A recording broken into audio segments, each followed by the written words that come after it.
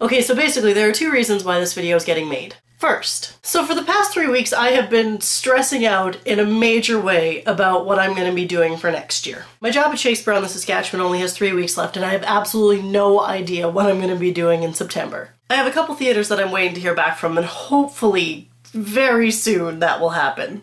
I've also spent about 12 hours compiling my compendium of theatrical knowledge. It has the names and numbers of 80 theaters. So in the last 3 weeks I have cold called 80 theaters asking them if they take apprentices and when their deadline for their resumes are and who I should direct it to. So I've also put together a dozen cover letters with the emphasis on the fact that I will move to wherever I need to go in order to stage manage and please hire me. And all this calling of theaters and putting together cover letters and waiting has gotten me incredibly stressed about where my life is going for the next few years. Because ironically enough, my overly organized stage manager brain likes to have a plan, and right now there is no plan except to wait. And I feel like there's a million different ways that my life could change in the next few months, and I'm not used to such change. Keep that in mind, that point is important later on. Second, I read a book. The book was One Day by David Nichols, and it's pretty brilliant. It's a book about a couple who met in 1988, and over the course of 20 years it shows a snapshot of every year of their life on the anniversary of the day that they met. So trust me, I get that this is fiction. But as I was reading the book, all I could think was, man, I can't believe how much these people are changing year to year. So I got to thinking that if somebody were taking a snapshot of my life every year around August 10th, what changes they would see in me. Now the first 15 years of my life, you probably wouldn't see any changes from year to year, aside from the physical changes that come with growing up. So I'm going to start these yearly snapshots in 2004 when I was almost 16. So in August of 2004, when I was almost 16, I was applying for my Rotary Youth Exchange. I had no idea where I'd be going, only that I would be going right after grade 12. So in August of 2005, I was almost 17 and working at the co-op grocery store saving money for my exchange to Australia, my dream location.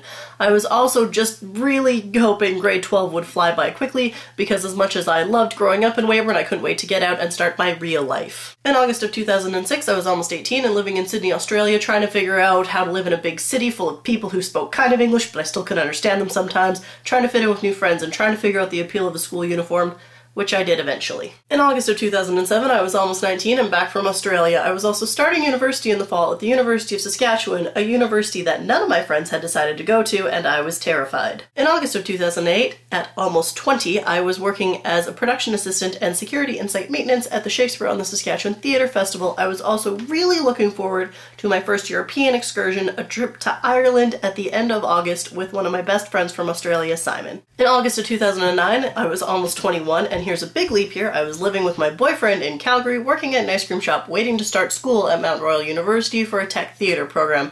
I had asked the school really politely if I could get into second year since I had already taken 2 years of theatre at U of S, and they said yes. So suddenly I only had 1 year left of school before I was going to be out into the big bad world. In August of 2010, I was almost 22, and after an oh my god it was so bad it could actually literally be a storyline on a soap opera breakup, I was back in Weyburn living with my parents, working as a cook at a Dairy Queen while I tried to figure out what I should do next. And now, in August of 2011, I'm 2 months away from being 23 and I'm back at Shakespeare on the Saskatchewan working as a production assistant. But now I feel like I'm on the edge of something. I feel like there's so many things that I could do. It's a matter of picking what I will do. And I'm nervous and excited and terrified and overanalyzing and anxious and not sleeping. Although that's really not new for me, because I'm so scared as to what could happen, but so excited that anything could happen. And who knows, in August of 2012, when I am almost 24, I could be stage managing at Shakespeare on the Saskatchewan.